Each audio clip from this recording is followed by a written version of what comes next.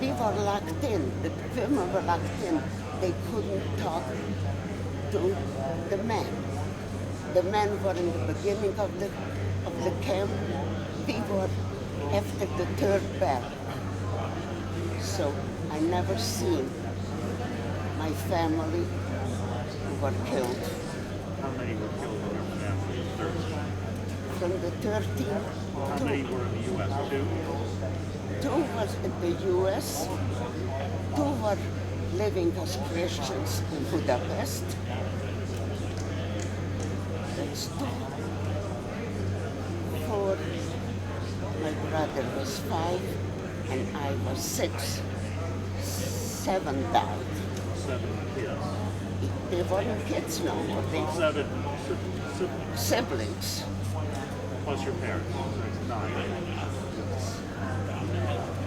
But when I came back, my sisters were, they did not believe you survived. How did this happen? Because no 12-year-old came back from Survivor that Auschwitz. you know? What? A survivor that you know? I think yes. On the death camp? Yes. But I survived because they thought I'm 16, not 12. They had you on the card as being 16 years old. Yes. How did they type you in as 16? Because they did not believe that I'm only 12. I told them I'm 12 years old. So Mengele said, you lies. Du lügst in German. And that's how I went to the right, not to the left. Because he did not believe that I'm that young. But you met Dr. Mengele? I met, you mean the butcher? You missed it. I just went past him. He was like in the middle of the chair. And they went in front. Children and parents weren't selected. They were straight going that night to the crematorium. The ones that he selected for work, they had to be more than 16. So he looked at me that I'm 16. Physically able to. For the young and the old. You didn't make it. The children, those were the youngsters. They went with the parents, with the grandparents, with aunts, with men separate and the women and the children separate. After Mengele already selected us. You look able to work and you look 16. I looked 16 Because of that. and I remained alive because Mengele did not select me for death, selected me for living. Any questions?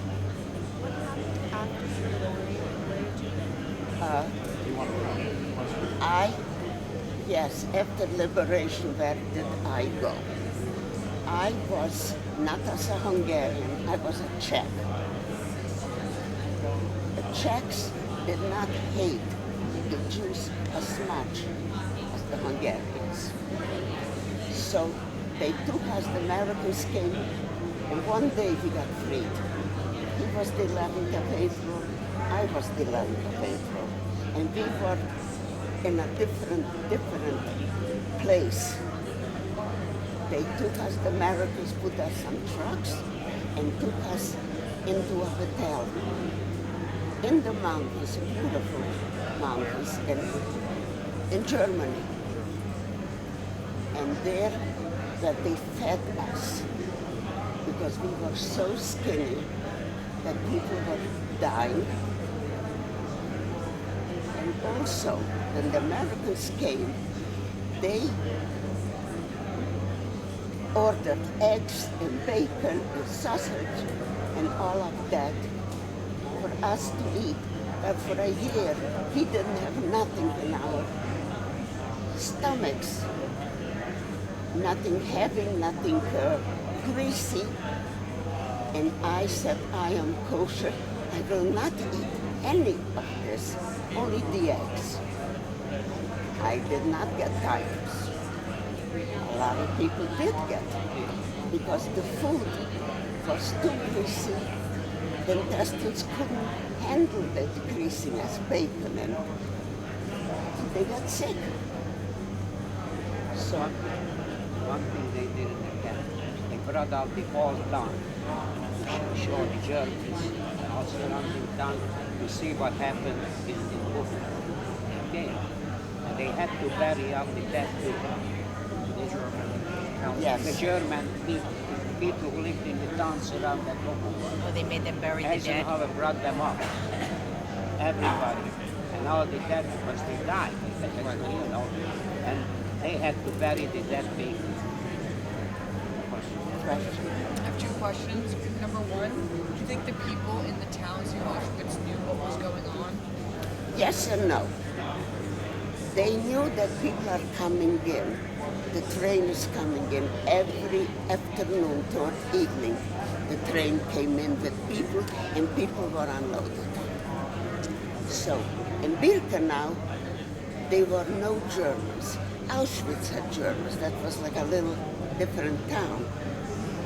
And they said they did not know what was going on. They are innocent, the Germans who lived there. They had to see, because at night, if you went outside, we couldn't go. You seen the flames all night long. So they had to know. And the ashes from the smoke from the crematorium? The smoke that they burned off? Of course, the smoke was, number one, the chimney was high up, maybe 2 to 3 stories high, and the flames were shooting up. So they had to know.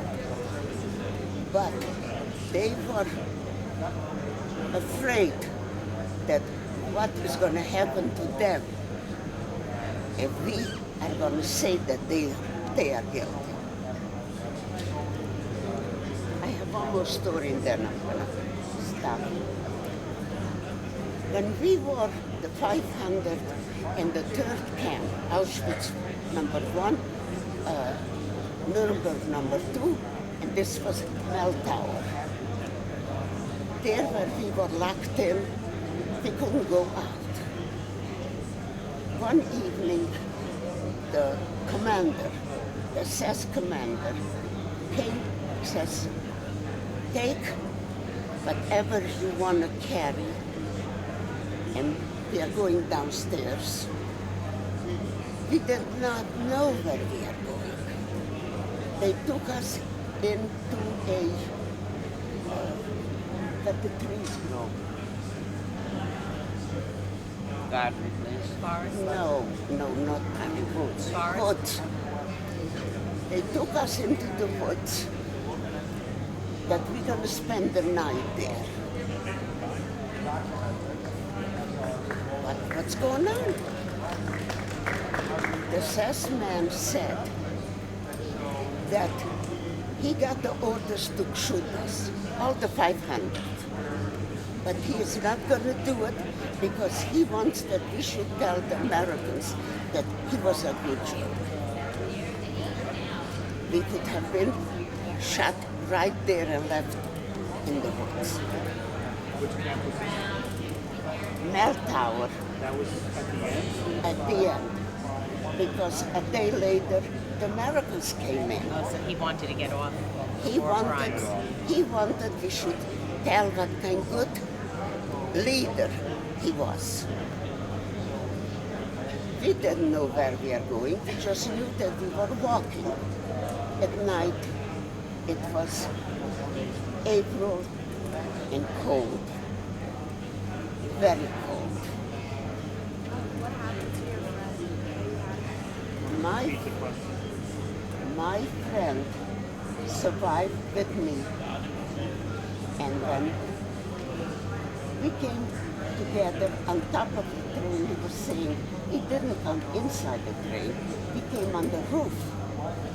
but the trains were so slow that you couldn't even fall off. It was so slow because there was no leadership. That was when the Russians took over Hungary. And Hart and me, we said we had Czechs. The Czechs sent trucks for their people to take them home. Hungary did not want the Jews that remained. So we came to Budapest. I found my brother was alive, and I had a sister alive. She went back to the little town where we were born. She went, her brother came back and was in the parents' farm. And she stayed there until she came to America. And I think it was 1956, I think it was the Hungarian uprising. She stayed there. In 1956, she came to America, and I met her. She was married. She had 2 sons, just like I did. I seen her a few times. She was diabetic. They had to take off one leg, then they had to take off the other leg because diabetes is a horrible disease. And she had it in her family. So I went to her funeral, and I was telling her husband that how close we were. If she was able to steal a little soup, she brought it to share. Anything she had, she was sharing. It was like, we were like twins. Just I was taller than her, that's all. But we knew each other from kindergarten, from childhood. We were the next door neighbors. So her brother survived, and she was the oldest girl. The younger one was my friend, but she was such a tiny little thing that she went with her mother. So thank you too for listening to me. I know I talked a lot, but I knew that you want to know more or less, and that's why I said you need to know something. I don't have a hard time to talk about it. I have one last question. Where did you guys meet after the war? I don't know about my husband because he was in a working camp. No, like where did you guys meet? Oh, we met in Toronto. I immigrated to Oh. Toronto. I lived in the same room with her sister. She came in 1950. She took out. 1953. I said, the same type of concentration. We got married and she came back to New York, made all the papers for me, and I came to New York. But I didn't want to go to school. The guy asked me to send me to school. I didn't want to. I just went over to my supervisor. I want to sell chickens. That's it. I got a job selling chickens in Toronto. And then I got married. I got a job in the South Bronx, New York. I got a butcher shop. And it was all black and Puerto Rican. I love them. I stayed there 50 years. My kids grew up there. I had no parents. I had no they owned me. I worked for one year. We just got married. No kids. Not to tell you this is just. And everybody asked why. Why? Because they told me no kids. She could go to work. I could go to work. We could save about $10,000.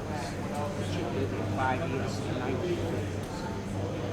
then the guy said, you go over to Bridge, to Queens, New York, to buy a brand new two-family home for $30,000. So, the rest is history. When we got married, I said to my husband, I lived in so many homes. My brother, my sister, my another sister, my third sister in each country. I had a sister who wasn't sent to Auschwitz. So I lived in everybody's home. I used to say, I don't even have a bed that I could call mine. So I said, I want a house.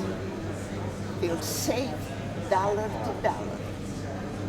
We didn't go out to eat. We didn't go on vacations. Everything went toward the house. And this is how we didn't have nobody to help us.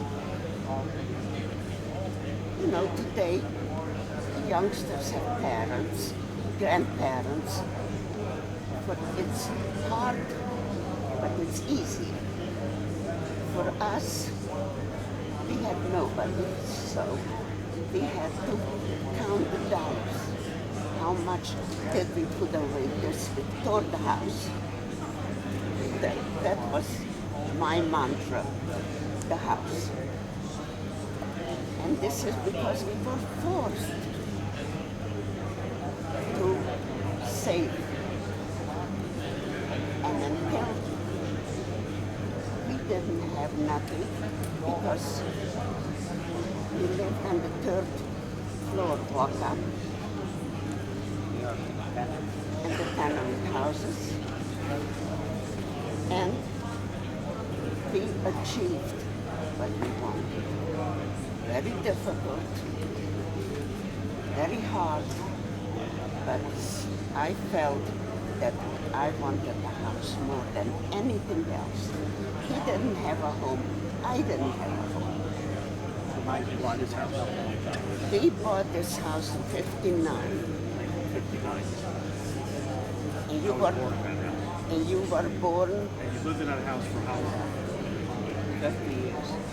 Until when? 53. Until when?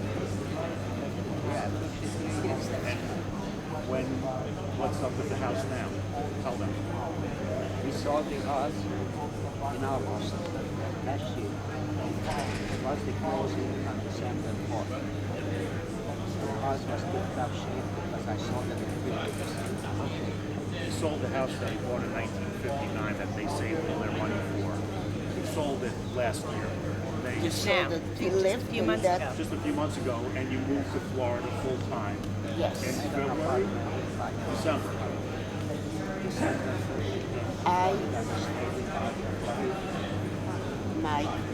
I did not want to sell. I did not want to come to Florida. You worked a long time to buy that house. I lived for that house. Every little thing I bought. He bought when Jeffrey was born and you were born. I didn't go to work no more. You worked 5 years to put down the down payment for that house. Yes. You had nothing. I didn't. We did not allow ourselves nothing because the house came first. How And much were when you making a week for $2,000 a year? How much income were you earning? I was working and he was working. I made $175,000. You made $175 a week. That was a lot of money. That I was was a manager. a lot of money. So it takes a long time to save $10,000 when you make $170 a Yes. But you know, when we went into that house, I felt that I belonged. This is mine. Nobody's going to take it away from me. And it So was a two-family. that's enough. Okay, what time is it? So any questions? 1 to 12? Whatever you choose, one of the boys want to do. do it with you. I just want to present you. And I did it. I became a coaching call. And in between I learned Spanish too. But I need it. Because I had a Puerto Rican Time, customers. Very nice. I love what I was doing. That's why whatever you do. I still have nightmares. I still have fear. The Germans are chasing me. I don't know where my home is. I mean, for me, I was reliving it a lot.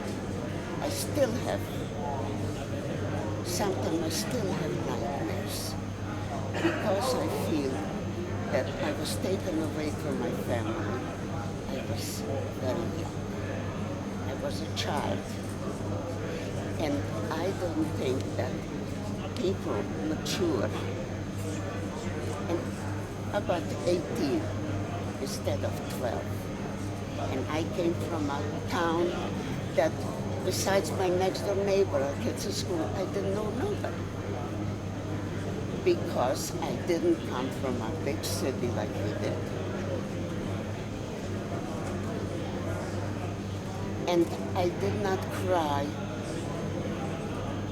like he did for 6 months. I became isolated. I isolated myself that nothing should touch me, nothing should hurt me. I just became like a robot. I did what I had to do.